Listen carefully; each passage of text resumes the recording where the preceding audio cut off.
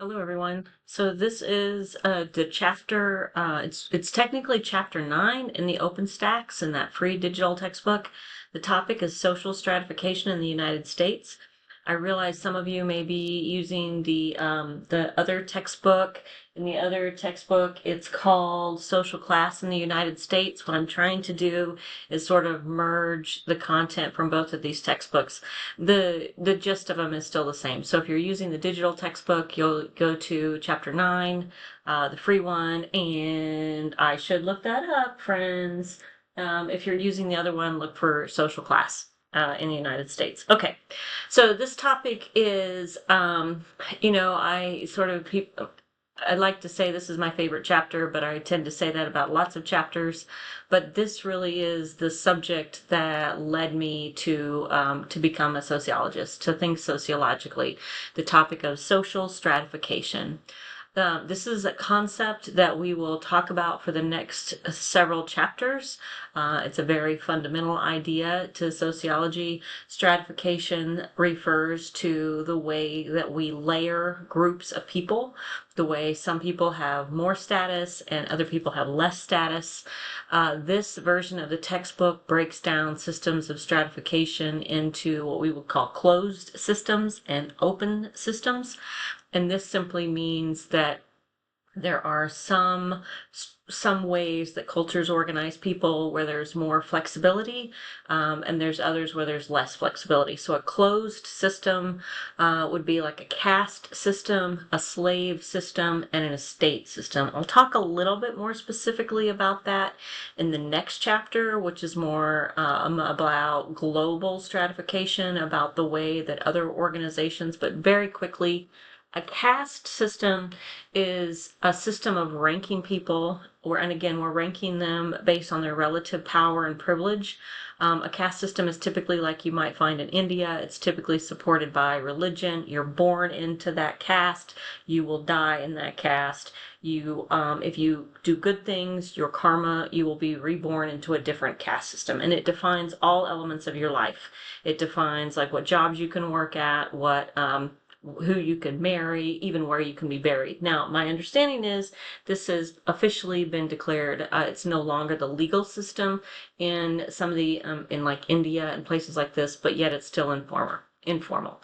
And the state system is a system we don't see as much, but if you like watch Downton Abbey, for instance, or even like the Gilded Age, the estate system is the idea that you have nobility, you have the kings and the queens, and then you have the duchess and the dukes and all of these people, and the lords and the ladies, and then you have another level of people that serve them, and then you have the peasantry. I always think of like Robin Hood and Shrek. In an estate system, you are born into that status. You might get lucky. So, if any of you are Downton Abbey fans, where the chauffeur married into the family, and so his status changed. But you can't really like work your way. You can't work your way from being a commoner or a peasant to becoming nobility. You can only marry into that if for some reason. You also have the clergy and the military. And then a slave system, probably you're familiar with that. It's the idea that there are really only two significant groups of people, and those are the people that are owned and the people that own them. And we could talk more about the different historical examples of slavery. Most historians that I read argue that slavery in the United States was considered the most peculiar, the most inhumane, because a person typically could not. You can't buy your way out of slavery. Your children were born slaves. You would pass on that slave status to your offspring. And other versions of slavery were a little bit different. You could buy your way out, your children weren't slaves, etc., etc. So those are closed systems because shifting your relative rank, your location in the system was nigh on to impossible. We, however, in the United States live in, well, at least for our purposes, one could philosophically argue this isn't true, but for our purposes, we're going to talk about the social class system based on, I'll get to that too, but based on income, wealth, education, these kinds of things as being an open system.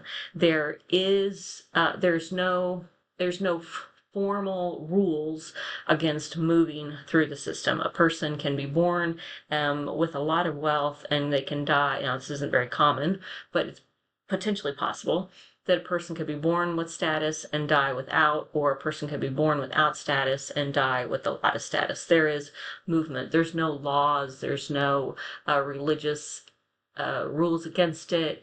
It's just very difficult. And we'll talk more about that in just a second. Our system is based on an ideology, and this is another important term. That's why it's bold here. But it's based on an idea system. That's what an ideology is. An idea system that says that if you work hard, you can move through the system. And this is what we call a meritocracy.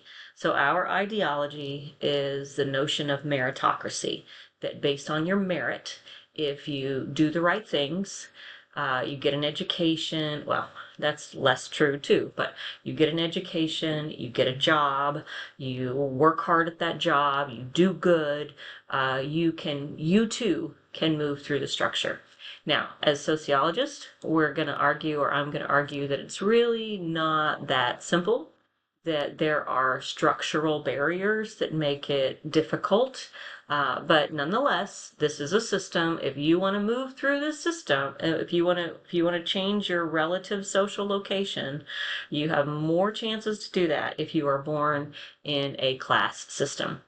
Okay, so here's another slide that's specific, that's a little bit more specific. I always like to say, like, if we were in the room together, I might ask you, like, what's classier, gold or silver? What's classier, brick or wood? Silk or cotton, right? We talk, and class is not something that our culture, it's considered kind of tacky to talk about social class. At least that's, traditionally it's not cool. Now, I talk about social class all the time because I'm a sociologist and I'm a little bit of classist. I judge people based on social class. Now, that's not cool. It's not something I'm proud of, but I will acknowledge that. So we don't really talk about what class means, but we all understand it. We all understand that people are of different class. I just finished reading a book called White Trash, and it was about the historical understanding or conceptualization, the way that we as a culture have thought about poor rural people. Right? I mean, if I was to say my kin is white trash, you probably would have some idea what that means. And she writes about how that idea has evolved over the last 400 years. So what this slide does is it breaks down this concept of social class from like a textbook definition. We're going to define it as a group of people, and this is true for all the groups of stratification, a group of people who rank relatively closely in terms of their power, property, and prestige. This is technically Weber's definition, and there will be other definitions as we move through the chapter. But these concepts come together, our power, property, and prestige, to become our SES. Now, if you've recently done your FAFSA, or if you're at all sort of engaged in like financial aid or trying to access social resources, you're familiar with the concept of SES. This refers to our social, economic, so of course money is in here, status. But you might have a lot of money and have low status, or you could have high status in some elements here, and low money. So let's break that down some more. Property. Property is by definition the things that generate wealth, or the things that generate wealth. Wealth and property are the most unevenly distributed things in our culture. Who owns the things that generate money? That's what we mean by wealth, or property. So it's the stuff. It's the stuff that translates into value, translates into wealth, and then that generates the cash. Okay?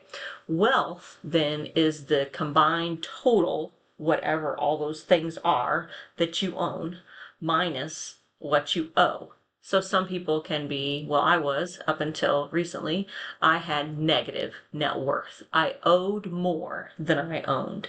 If you have more debt, student loan debt, home debt, then you